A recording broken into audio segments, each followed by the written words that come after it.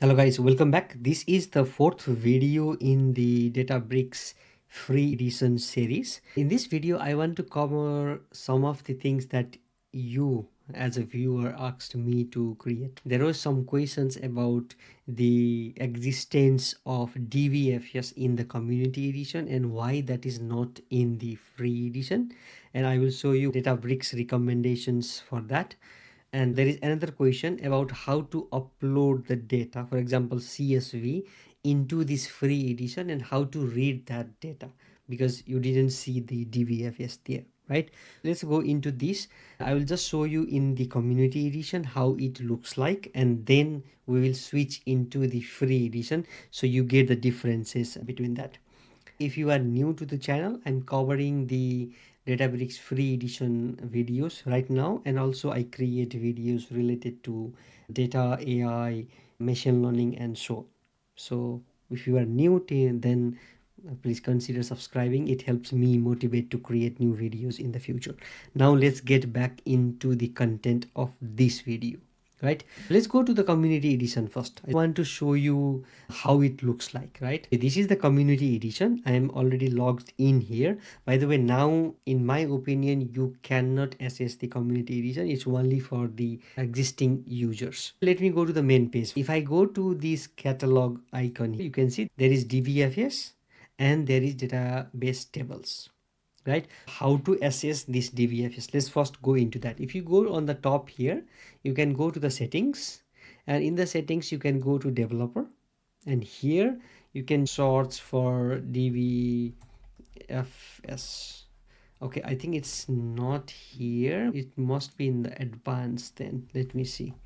DBFS. So yeah, you can see here there is DBFS, and I think there are how many? 4 of those. Second, here is the DBFS file browser, right? Enable or disable DBFS file browser. Now it is enabled here, but if I disable this, you can see it is disabled. And now if I go to this catalog, it should be gone. Let me see.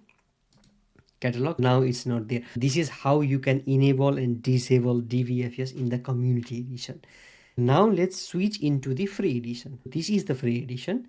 If I go into the catalog, now you will see something different. There is no DBFS. And if I go to the settings, there is no DBFS. So let's go into what Databricks recommends us to use. Later, I will show you how you can access the Databricks file system from the notebook itself.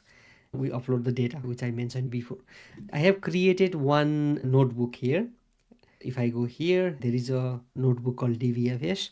I have uploaded the same notebook in my GitHub where I have created this Databricks tutorials. I will upload the necessary notebooks or scripts I provide in this channel related to Databricks Free Edition here. Here you can see there is DBFS IPYNB file. You can just go through this and follow along with me, right? So this is information for you. What is DBFS? I'm not going to go in depth about this Databricks file system, but I want to point you to my existing 30 days of Databricks video because I will try my best not to cover all the things which are already in my video. If you go down here, I said here Databricks file system, DBFS, what is DBFS and how to upload the data into DBFS and so on. It's all here. DB utils is also here. You can follow these videos. I'll provide the link in the description, and on the UI there will be the suggested video for you. Please go through there. It's Databricks file system, right? So if I go here, this is the Databricks file system. If you see here, storing data in the DBFS root is deprecated and not recommended by Databricks. Instead, you should use Unity Catalog or external storage locations, right? So Unity Catalog. What is Unity Catalog? Again, I have created a whole video about Unity Catalog. I will provide that in the description. Where is it? Unity Catalog. It must be somewhere here. Unity Catalog first look, and it's 18 minutes video. So you can watch that, or you can just go into Google and search for Unity Catalog, And you can see the information here. Let's go into Databricks. Unity catalog is also available in the open source implementation. So now you can see what is this and so on. So this is really good example to understand. So in the Unity catalog, by the way, I'm taking a little bit time here to explain because I am hoping some of you are experienced in Databricks already and some of you are just into it. So I want to cover for all the audiences, but if you are already familiar, then please skip into the further portion of the video, or if it's okay to you, you can skip the video totally. So here it says in a Unity catalog meta store, the three label database object hierarchy consists of catalogs that contain the schema. So you can see here, this is the meta store, right? And this is the catalog. This catalog contains the schemas, which in turn contains the data and AI objects. So you can see table, view, volume, functions, and so on. How to understand this? This is a three label namespace. You need to be really understanding this concept, because whenever you are assessing the data in Databricks, this is what you need to be always comfortable of. So there is the catalog, there is the schema, table, etc., meaning that it can be any of these. This is in a nutshell what Unity catalog object model is all about, right? If you want to learn more, I'll provide the link in the description. You can watch that. But yeah, you get the point. Now instead of DBFS, we are going to use the Unity catalog. I hope that is clear now. You cannot enable the DBFS there and upload the file into it, but you can access which is already there. How to do that? Before running the notebook, you need to be having compute. I explained that in my earlier video, but you can just go here, or you can just run this shell here, and this will be starting here. That means the serverless compute is being connected. And now this is dbutils. I just want to show you all these things here. dbutils package. For more information, we can type help, and if it's already here, but I can still run this just for you. Here you can see there are many things inside the dbutils, right? And here is this file system. I can go here into the file system, and there is file system. I just want to show this to you because if you were familiar with the community edition, we could have just accessed this like this file system or file store. It should have given, but now here clearly it is mentioned that public DBFS root is disabled, access is denied on the path file store. I just want to show you here also, so you know that it is now disabled. Now how to access which is already there. Inside the Databricks file system, there are some datasets provided by Databricks itself. If I run this one, inside there we have many tables. For example, if I run this one, you can see, so these are the different path, and here is the readme, size, modifications, and so on. Again, inside this there is still more. If I go here, the thing is how it is being provided to you. You can see here, this is Databricks datasets folder, there is retail organization, there is customers, and so it can be many layers. But now we get into the point, okay, this is the path, this is the CSV file, and this is the size, and this is the modification. So we came onto the end of this one. If I just run this directly, you might be saying, okay, what is happening here? But you get the point. You can read this with different packages, but here I'm just showing you with pandas. One thing to remember is that we want to read the CSV, and I want to show you this also because sometimes this is just the customers and it's not the CSV. It's the normal simple thing. I have seen sometimes people are facing the issue, okay, why am I not able to read the CSV inside the customers folder? Now here is the actual thing, import pandas as PD, and then we are reading the CSV and we are displaying that with the display. It is running here. You can see this is the DF and it is customer CSV. And now you can do all sorts of things over here, right? So this is the Databricks file system. The last one I'm showing here is about after uploading the data, how to assess it, right? Now we came into the last part. I hope you are clear about the DBFS thing. It's not available in the free edition, but it is still in the community edition. Now how to upload the data, right? So for the data, there are many ways how you can upload the data, but the easiest way is just to go to this plus icon, upload, add or upload the data.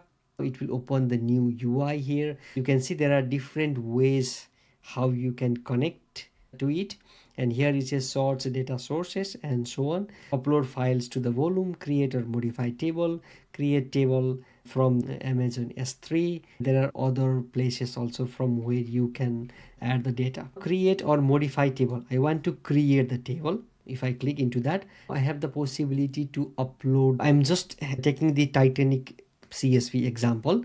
When you upload the data, you can see that it is loading the preview table.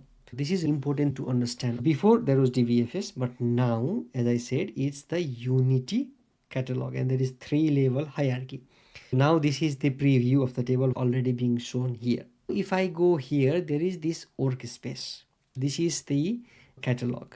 From here you can see this is the sample system, but it is blurred here, so it goes into the workspace, right?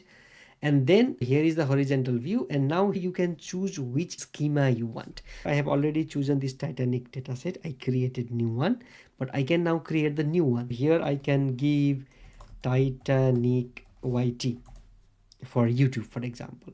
I will just create this one. So now you can see your schema is being created, and now we have this workspace, we have this Titanic YT, and I can give the name here now Titanic YT. It's up to you what you want to provide. I have Titanic YT, so that is the table name. I can say create table. Your table Titanic YT is being created. Now let's see where it will point you, right? Sometimes I'm showing you all the steps because it might be confusing if I just show you one piece and say upload these things. Now you can see here I have this workspace. Inside the workspace I have different schemas, right?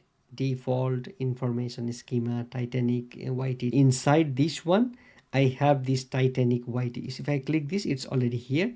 So now if I hover on top of it, it says table. So yes, this is a table. And now the thing is here, there is already the suggested descriptions for this.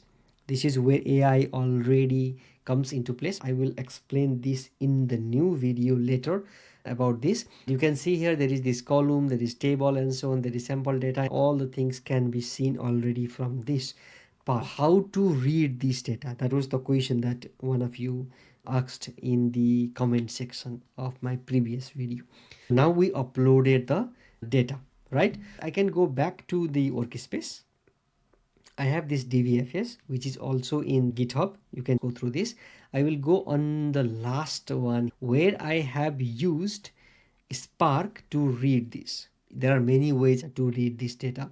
And now you can see I have D of Titanic. I'm giving the Titanic.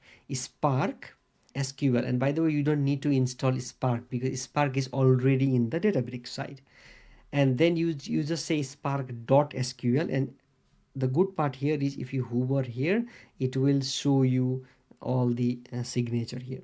And now I say here select all from workspace. Remember that catalog which I said you, Titanic dataset. If you forget, you just provided the schema in the table. There is now the thing here called catalog already in the or let's not in the but side of the notebook itself instead of going into the catalog, so it's easier for you to navigate, right? We are going inside the workspace. There was Titanic and spelling was mistake here. Okay, now I knew, because if I just type here I would be saying okay, why is it this and that? But I can just go here and I can say Titanice. Okay, no problem, it doesn't matter with the spelling mistake. And then we have this schema, and inside it we have Titanic. Here is Titanic underscore YT, and again Titanic underscore YT. So that is the name of the table. If I run this one, I can close this from here and it should run, as you can see here. And now we have the data here. I want to highlight this catalog, schema, table in this case, but it can be different things based on this documentation. You can see here there is the meta store, the catalog, the schema, and then there is table view volumes. I hope it is clear why there is no DBFS, how to assess the data sets which are already inside the DBFS from the notebook. This is good part. And how to upload the data into the free edition. Now you can upload your data and have all sorts of experiments here, and how to read the data from the uploaded data. I hope that is clear. In the next video, I will be covering SQL editor and queries, because you uploaded your data. It is now in the Unity catalog, but always you don't want to go into the notebook and write the Python code or whatever code you want to write. You want to go directly into the SQL editor and run those queries, right? So that is what I will be covering in the next video. Thank you for watching. I hope you learned something new from this video. I'm trying to cover or explain from the very beginning. So for some of you, it might be really simple thing, but I hope those who are completely new into Databricks and want to explore Databricks get some good insights out of it. Thanks for watching. See you in the next video.